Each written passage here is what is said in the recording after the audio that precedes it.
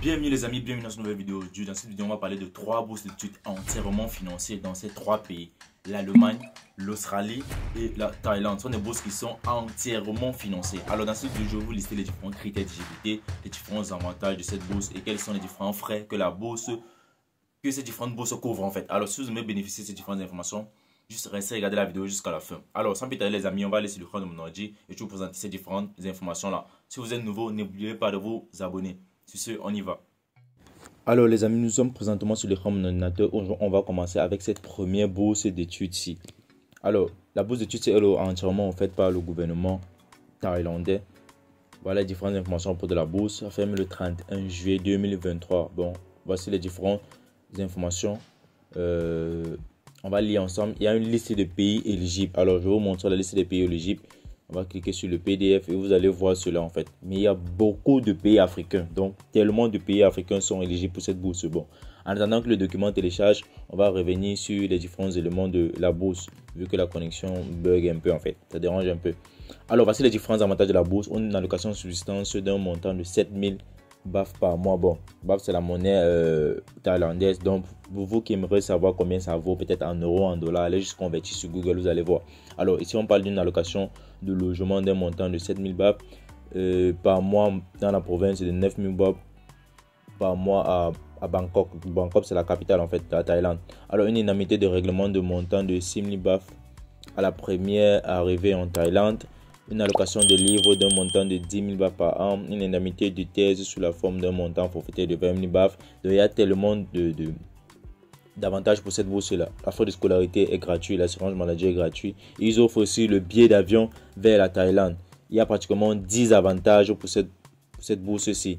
Alors, on dit les voyages internes en Thaïlande sera assuré par l'itinéraire la plus économique à l'aéroport international et à l'aéroport où se trouve l'université. Donc, vu qu'en Thaïlande, il se déplace principalement avec les avions, donc d'une ville à une autre. Donc, voilà, il y a tellement d'avantages pour cette bourse-ci, en fait. Tellement. Alors, quels sont les différents critères? On va consulter cela. Déjà, pour pouvoir postuler, il y a les différentes, je pourrais dire quoi, spécialités dans lesquelles ils offrent les bourses. Alors, ici, ils offrent les bourses en master, en programme tourisme et hospitalier. Il y a tellement de spécialités. Le nombre de bourses ici, ils offrent une bourse, bon, par spécialité, ici, ils offrent une. Par chaque spécialité, ils offrent une bourse. Il y a un master en engineering, master en sciences environnementales, technologie et management, master of science en programme. Donc, il y en a tellement, vous allez défiler, vous allez chercher votre programme. S'il y a votre programme, vous allez juste postuler. Donc, voilà toutes les différentes informations avec le début des classes. C'est en août 2024 et ça finit en juin 2026, donc pratiquement 2 ans. C'est une bourse d'études plus sigle master. Donc voilà les différentes informations. Alors on va revenir sur la liste des pays éligibles. Voilà la liste des différents pays éligibles. On va descendre. Bon, les premiers pays ce sont les pays asiatiques. On va commencer à lire au niveau des pays africains. Where is Africa country? African country. Central Asia. Voilà, c'est Africa. Ici on a l'Algérie, le Mozambique, l'Égypte, le Soudan, la Tunisie, la Mauritanie. Il y en a tellement. Donc vous pouvez mettre pause sur la vidéo pour voir lire ces différents pays. On a le Kenya, le Burundi, le Comores, la République démocratique du Congo, la Somalie, l'Ouganda, la Tanzanie, l'Afrique du Sud, l'Angola, Madagascar, Mauritanie, Zambie, avec les différentes représentations et les ambassades. Pour tous ces différents pays, c'est Zimbabwe, Zambie, Namibie, Mauritanie, etc. L'ambassade, c'est à Pretoria. Voici encore d'autres ici. L'ambassade pour la liste des différents pays ici. Jusqu'au Togo, donc du Sénégal jusqu'au Togo, l'ambassade se trouve à Dakar au Sénégal en fait. Donc pour le Burkina Faso, le Cap-Vert, la Côte d'Ivoire, le Gabon, la Gambie, le Guinée, Guinée-Bissau, le Libéria, le Mali, la Sierra Leone, tous ceux qui vont être sélectionnés pour la bourse iront à l'ambassade du Sénégal pour pouvoir faire la demande de visa. Donc c'est la même chose pour les différents pays comme le Bénin, le Cameroun, le Tchad, le Congo, le Guinée équatoriale, le Ghana, Sao Tomé et Principe, et le Nigeria aussi. Tous ceux-là iront à Abuja pour pouvoir faire la demande de visa. Donc, pourquoi en fait vous devez vous rendre là-bas? C'est parce que les différentes ambassades de la Thaïlande sont situées dans ces pays-là. Donc, ça, ce sont les différentes listes des pays africains éligibles pour la bourse. Alors, on va revenir. Quels sont les différents critères d'éligibilité? Être désigné par le point focal. Bon, ça veut dire en fait que ta nationalité ou en fait ton pays soit éligible. C'est ça qu'ils disent. On dit travailler dans le domaine lié aux cours dispensés. Par exemple, les différents cours que j'ai listés tout à l'heure, que je vous ai présentés. Si vous travaillez déjà dans l'un de ces différents domaines-là, c'est très bien. Donc voilà les différentes informations. En fait, les amis, je vous laisse lire. On dit détenir un diplôme de premier cycle ou une expérience professionnelle liée au diplôme d'études supérieures dans lequel vous avez obtenu votre diplôme en fait, avec une bonne maîtrise de l'anglais. Donc vous devez aussi maîtriser un peu de l'anglais, les amis. Vous devez maîtriser l'anglais pour pouvoir étudier cela. Parce que en Thaïlande, ils ont leur langue locale et la langue dans laquelle on va vous enseigner, c'est l'anglais.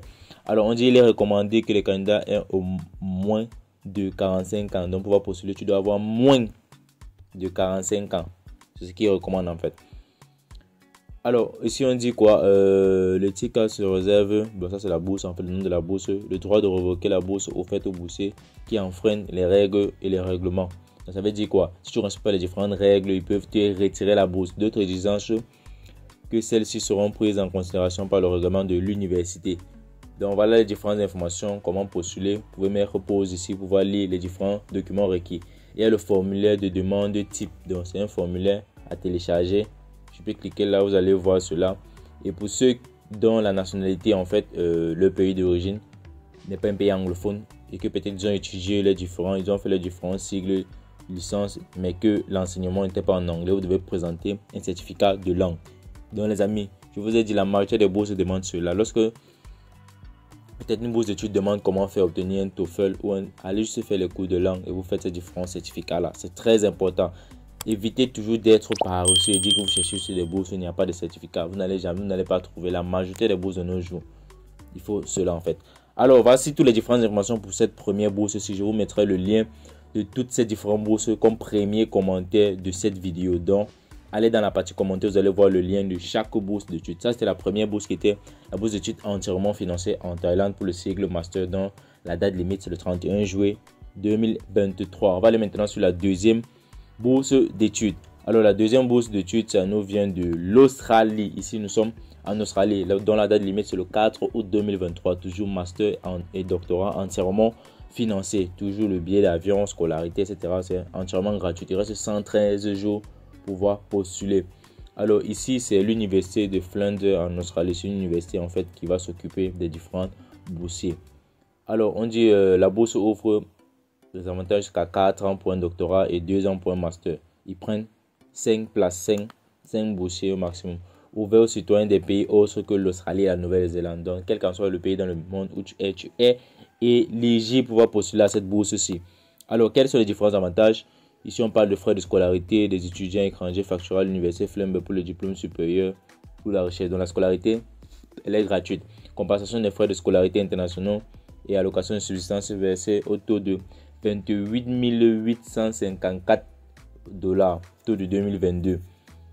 Alors ici on parle de étudiants AGR TPS qui déménage de Adélaïde depuis l'étranger a droit à une allocation d'établissement après son arrivée à Flinders. Donc ça c'est une allocation en fait de déplacement. Donc tu vas bénéficier de cette somme, c'est de 1485 $. Les amis, pour ces différentes bourses aussi en fait, il y a tellement d'avantages, je vous dis, il y a tellement d'avantages. La seule chose que vous devez faire, c'est de respecter les différents critères et avoir aussi de bonnes notes. Je vous dis déjà, il y a deux principales choses que vous devez respecter sur les différentes bourses. Avoir de bonnes notes et parler l'anglais ou avoir un certificat de langue anglaise. Si tu as ces deux éléments-là, sois-en sûr, la majorité des bourses, tu vas t'en sortir, tu vas les obtenir. Si tu as de bonnes notes, tu as ton passeport et tu as un certificat de langue. Vraiment, bats-toi à obtenir cela. Parce que tu peux chercher une bourse d'études à l'étranger, mais tu ne veux pas faire les cours de langue. C'est comme si tu veux faire les omelettes sans casser les œufs en fait. Tu veux faire ça comment? Alors on dit les titulaires de la bourse en fait sont éligibles pour demander une allocation de thèse pouvant atteindre 500 $ pour aider les coûts de vos productions de thèse. Alors la bourse fournit une couverture standard obligatoire santé pour étudiants étrangers. Donc il y a tellement d'avantages. Ici on va faire un petit récapitulatif. Il y a l'avantage sur la santé. Bon, on pourra dire quoi? L'assurance maladie, allocation pour la thèse. Il y a une allocation de déplacement qui est de 1485 $. Donc je pourrais dire c'est un peu une allocation comme ça pour remplacer le billet d'avion en fait. Ici une compensation de scolarité de 28 854 $. Il y a des frais de scolarité encore qui sont gratuits. Alors ce sont les différents avantages pour cette bourse. Quels sont les différents critères? On dit être citoyen d'un pays autre que l'Australie et la Nouvelle-Zélande. Il ne pas avoir la nationalité australienne, un statut résident permanent en Australie ou nationalité néo-zélandaise. Alors, on dit avoir terminé avec un diplôme comparable, diplôme australien de première classe avec spécialisation dans une licence. En fait, les candidats doivent avoir atteint un niveau de compétence en anglais défini par l'université. Donc ici, ils veulent toujours quelqu'un qui a des compétences en anglais. En Nouvelle-Zélande et en Australie, on parle principalement l'anglais. Donc les amis, comme je vous ai dit, pour pouvoir postuler, il faut avoir des bases en anglais. Être citoyen d'un pays étranger à l'exception de, bon, ce sont les différents critères. Avoir l'obtention de commerce et des études en temps plein pour diplôme supérieur par recherche. Bon, les critères sont un peu longs. Je vais vous laisser lire en fait. Je ne veux pas que la vidéo soit très longue. Donc voilà tous les différents critères en fait. Mais c'est pas compliqué. Ici, il y a juste 3 critères. Il y a 3 points. C'est 3, non, c'est 4 points en fait. Il y a 4 points à respecter. C'est pas très compliqué. Ici, on parle avoir l'obtention de s'inscrire dans un domaine de concentration de recherche. Ce sont les domaines dans lesquels l'université a la force particulière à concentrer ses ressources de recherche et à attirer des financements externes en fait. Satisfaire toutes les conditions d'entrée pour un diplôme supérieur par la recherche, y compris le niveau de compétence en anglais, confirmant les exigences de compétences en anglais pour la candidature. Alors, comment postuler? Même sur le site ici, on donne déjà les différentes informations. Pour pouvoir postuler, comment faire la demande en fait, il y a un site où vous allez aller remplir vos différentes informations. Voici le lien. Ici, on demande, on vous explique en fait, connectez-vous sur le site, sélectionnez le système étudiant, sélectionnez l'onglet Ma bourse, sélectionnez le bouton Créer une nouvelle demande. Donc, tu crées ta demande de bourse en fait. Déjà, il faut juste remplir les différents critères d'éligibilité. Alors, on va aller maintenant, les amis. Ça, c'était la deuxième bourse d'études qui était la bourse d'études entièrement financée en Australie. On va aller sur la troisième bourse d'études toujours qui est entièrement financée. Cette fois-ci, nous sommes en Munich, en Allemagne, en fait, pour ceux qui savent pas où est situé Munich. Et cette bourse ferme le 30 avril. Alors, pour cette bourse d'études, on va aller consulter les différentes informations, détails du programme, sommet de Young World, sommet mondial des jeunes leaders. Alors, nombre de places non spécifiées, elle se tiendra entre le 5 et le 5 octobre, le 1er et le 5 octobre, autant pour moi, 2023, à Belfast, en Irlande et au Royaume-Uni.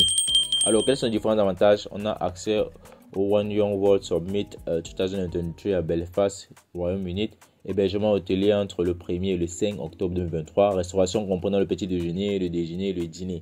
Le coût de voyage vers et depuis Belfast. Donc, la conférence en fait, ou cette bourse ici qui va couvrir le billet d'avion, votre déplacement, votre restauration, l'hébergement à l'hôtel et les différents déplacements pour la conférence. Donc, voilà les différents avantages de la bourse d'études. Alors, on dit si vous êtes sélectionné pour une bourse et que vous avez besoin d'un visa pour entrer au Royaume-Uni, en fait, d'assister au One Young World Summit 2023, vous devez payer vous-même les frais de visa. Donc, les frais de visa, c'est uniquement vous qui payez les frais de visa. Tout le reste, en fait, comme billet d'avion et tout, peut-être l'hôtel, etc., c'est la bourse qui couvre cela. Les frais de visa, les frais de service applicables, ainsi que toutes les autres frais associés à la demande de visa vous incombent en tant que participant. Mais c'est pas très coûteux.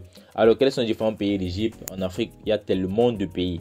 Ici, on a l'Angola, l'Algérie, le Bénin, le Botswana, le Burkina Faso, le Cameroun, la République centrafricaine, le Tchad, le Comores, le Congo, la Côte d'Ivoire, la République démocratique du Congo, le Kenya, le Lesotho, Madagascar, Mali, Maroc, Sierra Leone, Sénégal, Afrique du Sud, Soudan. Donc, il y a tellement de pays en fait, les amis. Donc, si ton pays est éligible et que tu respectes les différents critères d'éligibilité, tu peux juste postuler. Donc, c'est ça les amis en fait. Alors, quels sont les différents critères? Avoir entre 18 à 30 ans, avoir un engagement manifeste à apporter un changement positif dans ta société en fait, démontrer sa capacité de leadership, aborder des problèmes locaux ou mondiaux clés dans son travail. Donc, aborder un problème clé en fait qui mine la société peut-être mondiale ou peut-être celle de ton environnement. Avoir une expérience dans la génération d'idées persécutantes et innovantes.